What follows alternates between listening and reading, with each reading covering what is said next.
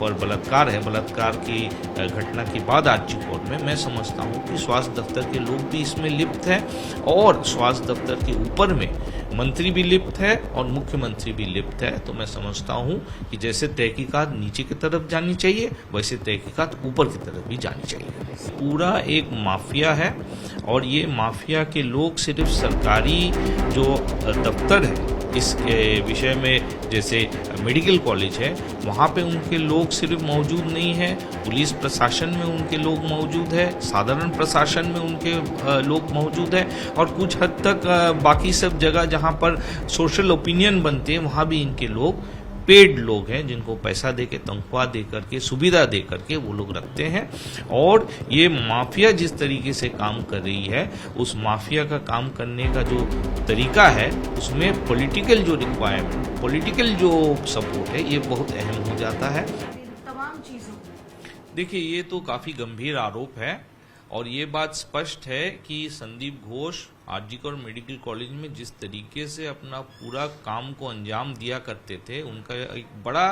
जो group of people उनके साथ थे, वो अकेला इसको अंजाम नहीं देते थे। जैसे आपने कहा, अगर ये आरोप है कि एनाटॉमी डिपार्टमेंट से या पोस्टमार्टम डिपार्टमेंट से डेड बॉडी को इधर उधर हेराफेरी की जा रही थी तो यकीनन उस डिपार्टमेंट के लोग भी इनके साथ जुड़े हुए थे। उनके साथ एक बड़ा एक माफिया जैसे उन्होंने इंतजाम कर लिया है। जो आरोप आ रहे हैं, गंभीर आरोप आ रहे हैं कि छात्रों से पैसे लेकर के उनको MBBS का जो क्वेश्चन पेपर्स और जो पास करने की जो सुविधा है वो उस तरीके से इंतजाम कर रहे थे। तो इसके लिए स्टूडेंट्स के अंदर में पोस्ट ग्रेजुएट ट्रेनीज को थीसिस जमा देने के लिए पैसा जमा देना पड़ता था, पास कराने के लिए उनका एक हाथ रहा करता है। जिस तरीके से गंभीर आरोप आ रहे हैं उससे ये स्पष्ट हो रहा है कि सिर्फ आरजी कोर्ट मेडिकल कॉलेज नहीं, बाकी सब मेडिकल कॉलेज में तृणमूल कांग्रेस के माफिया के जो लोग हैं वो लोग को वहाँ सरपरस्त बनाए गए, उन्हें सुपरिंटेंडेंट, उन्हें प्रिंसिपल का पद में उनको बहाल किया गया है और वो लोग निचले स्तर पर अपने एक पूरे टीम के जरिए से ये गैरकानूनी काम को अंजाम दिया करता है। और मैं समझता हूं कि इसका सिर्फ तहकीकात नहीं होनी चाहिए, इस तहकीकात के तह पर पहुंच करके सभी आरोपी को दंडित करनी चाहिए और ये जो पैसा ऊपर की तरफ पहुंच रहा था, और इस केस में जैसे संदीप घोष के पास जो पैसा पहुंच रहा था, ये पैसा संदीप घोष के ऊपर किसके पास जा रहे हैं उसका भी तहकीकात होना चाहिए। और मैं समझता हूं कि हमारे राज्य के जो स्वास्थ्य दफ्तर है उन्होंने जिस तत्परता के साथ, जिस शीघ्रता के साथ 42 डॉक्टरों को ट्रांसफर करने की कोशिश की, इस पूरे खून और जो धर्षण है, जो यहाँ पर बलात्कार है, बलात्कार की घटना के बाद आरजी कोर्ट में, मैं समझता हूँ कि स्वास्थ्य दफ्तर के लोग भी इसमें लिप्त हैं और स्वास्थ्य दफ्तर के ऊपर में मंत्री भी लिप्त है और मुख्यमंत्री भी लिप्त है। तो मैं समझता हूँ कि जैसे तहकीकात नीचे की तरफ जानी चाहिए वैसे तहकीकात ऊपर की तरफ भी जानी चाहिए। सर, आप भी एक डॉक्टर हैं, इतना बड़ा एक अस्पताल में नेक्सस चलाना, इतना स्कैम करना, क्या ये मतलब रूलिंग पार्टी या सरकार के सपोर्ट के बिना संभव है? मैं समझता हूँ कि ये पूरा एक माफिया है और ये माफिया के लोग सिर्फ सरकारी जो दफ्तर है इसके विषय में, जैसे मेडिकल कॉलेज है वहाँ पे उनके लोग सिर्फ मौजूद नहीं है, पुलिस प्रशासन में उनके लोग मौजूद है, साधारण प्रशासन में उनके लोग मौजूद है और कुछ हद तक बाकी सब जगह जहाँ पर सोशल ओपिनियन बनते हैं वहाँ भी इनके लोग पेड लोग हैं जिनको पैसा दे के, तनख्वाह दे करके, सुविधा दे करके वो लोग रखते हैं। और ये माफिया जिस तरीके से काम कर रही है उस माफिया का काम करने का जो तरीका है उसमें पॉलिटिकल जो रिक्वायरमेंट है, पॉलिटिकल जो सपोर्ट है ये बहुत अहम हो जाता है और पॉलिटिकल लोग इसमें लिप्त है। पॉलिटिकल लोग वही हो सकते जो पावर में है और वर्तमान पश्चिम बंगाल में अभी तृणमूल कांग्रेस पावर में है, तो तृणमूल कांग्रेस के लोग इसमें यकीनन लिप्त है। संदीप घोष तृणमूल कांग्रेस के एक बड़े सपोर्टर रह चुके हैं, उनके छवि सामने आई है जहां वो तृणमूल के अलग अलग कार्य में वो शामिल थे, वो खुशी मना रहे हैं जब तृणमूल कांग्रेस की जीत हो रही है। तो ये सब एक साथ मिल करके ये कह रही है कि वो तृणमूल का आदमी है, तृणमूल का सुविधा लिए हैं, तृणमूल का सपोर्ट लेकर के उन्होंने अपनी गैरकानूनी काम को अंजाम दिया। 2023 में उनके खिलाफ विजिलेंस में जो है स्वास्थ्य दफ्तर में कंप्लेंट भी जारी की गई थी, लेकिन उनको क्लीन चिट दी गई। अगर वो साफ थे, कोई उनके खिलाफ एलिगेशन प्रूव नहीं हुआ, तो सरकार ने 2 दिन पहले एक एसआईटी का गठन किया है सिर्फ ये देखने के लिए कि 2021 से जब से उनकी पोस्टिंग हुई है एज प्रिंसिपल आरजीकर में, वहां पर क्या क्या इरेगुलरिटीज हुई है। आपको नहीं लगता ये राज्य सरकार खुद को ही कॉन्ट्रडिक्ट कर रही है? एक बार जिनको क्लीन चिट देती है उनके खिलाफ एसआईटी बैठाती है। देखिए, वर्तमान परिस्थिति बंगाल में एक प्रेशर कुकर का माहौल उन्होंने अपनाया है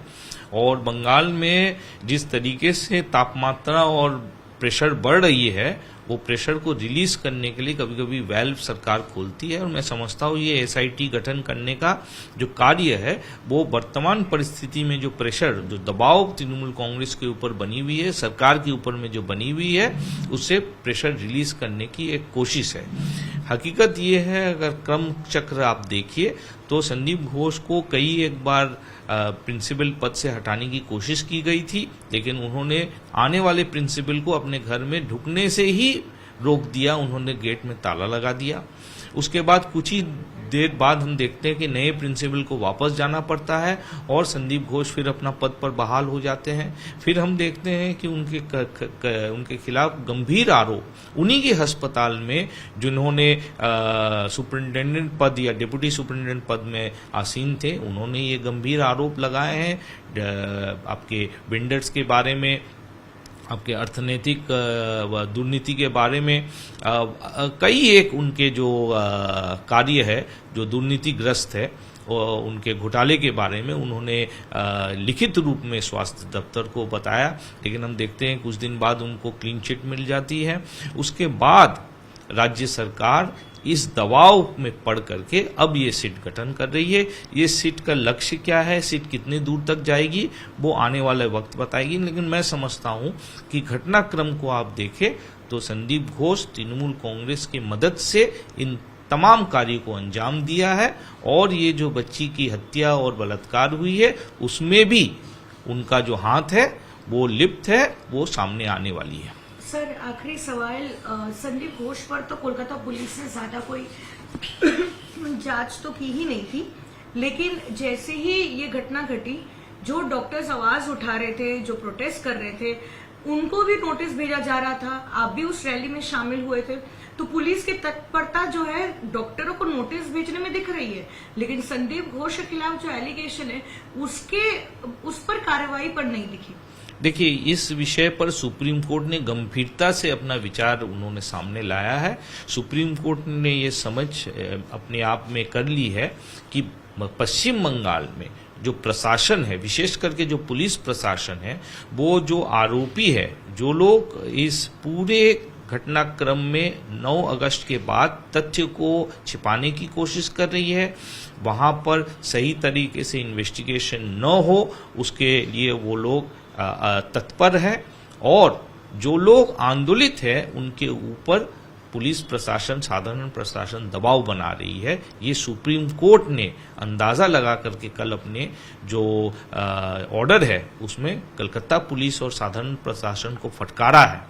उन्होंने कहा है सीधे तरीके से कि जो लोग आंदोलित हैं उनके ऊपर कार्रवाई करने वक्त 10 बार सोचनी चाहिए। तो ये बात तो साफ है कि सुप्रीम कोर्ट ने जो बात को अपनाया है वो हकीकत अभी पश्चिम बंगाल का है कि आप अगर आंदोलन कर रहे हैं, आप चिकित्सक हो, आप साधारण जनता हो, आप प्रतिवादी हो, तो आपके ऊपर में दबाव होगा और आप अगर यहाँ पर गैर